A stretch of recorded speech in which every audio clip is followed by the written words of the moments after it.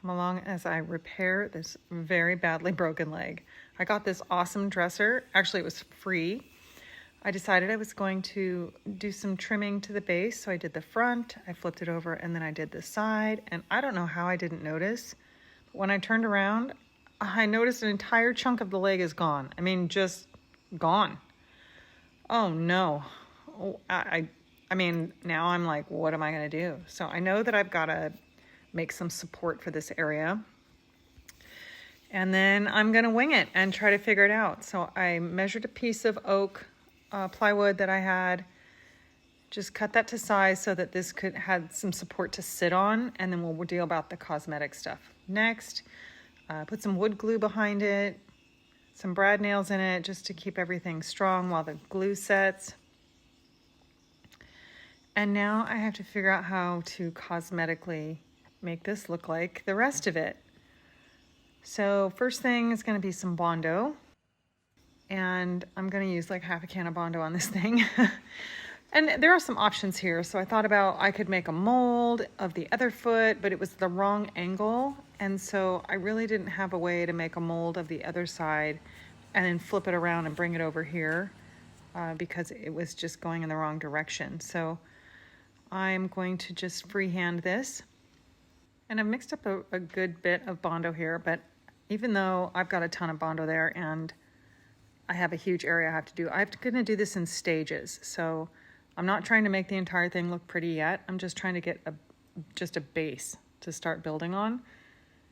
So I put the first layer of Bondo down, and then I'm going to put some tape on it. Bondo doesn't stick to tape, so I'm just trying to smooth it out. I'm trying to make less work for myself with having to sand everything. So if I just put a piece of tape over there and kind of tamp it down a little, I'm going to flatten it out a bit. So I let that dry overnight because this is such a huge area. I wanted it to dry. I mean, it's a chemical process, but this is going to take a long time because it's so thick. So I peeled the tape off and you see it's pretty flat. And then I think I'm going to mix up some wood filler, and I use a tinted wood filler at first because I'm thinking I'm staining this base, and I didn't like that. So I pretty much took most of that off, and I went to the regular neutral or natural colored wood filler. I'm taking a Bondo spreader just to kind of smooth it out. Again, just trying to save me some time sanding everything. If I can smooth out the wood filler, then it won't be so much sanding. And I'm trying to work with the shape and just see how much I can get going here with the wood filler. And it's starting to take shape.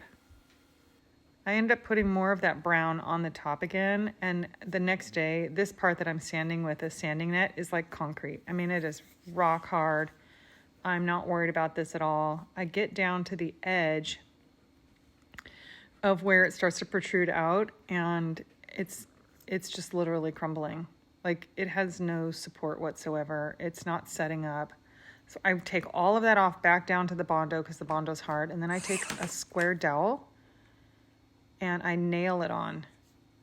So now this is going to give me the support to make that edge where it protrudes out so that I can start to create the shape of what this leg is supposed to look like. So I'm back to Bondo because I'm not going to mess with the wood filler. The Bondo is what I'm going to use just because it's, it's so strong and it's actually pretty easy to mold.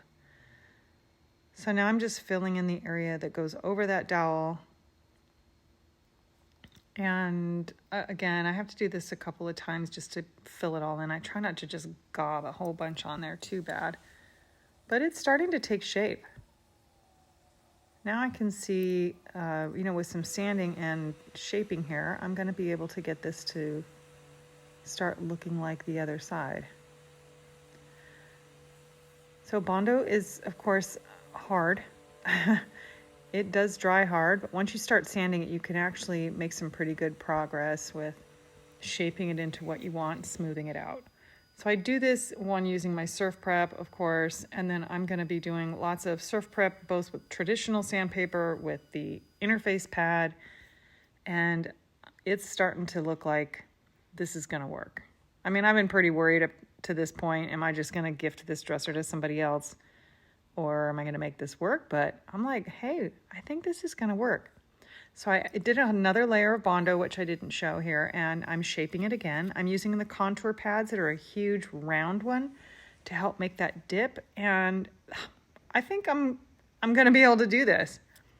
It has a similar profile. I was able to get the point on there. I think we're in business. And the profile all the way around looks good. I did test some stain there, and I think I'm going to be able to blend that in, believe it or not, with all this Bondo and everything. So I'm going to go ahead and stain everything. I'm using a really dark stain, and that was the plan to begin with. So, you know, when I'm trying to cover something there and blend it in, a dark stain is certainly very helpful. So this is a dark oak stain, I believe. And I stained it and top coated it, and of course painted the dresser after, and here it is. So it just blended right in. This dresser turned out so much better than I anticipated with that huge repair. I really thought this, I didn't even know if it was repairable, but I was able to fix it in the end. I hope you like it. Be sure to follow for more.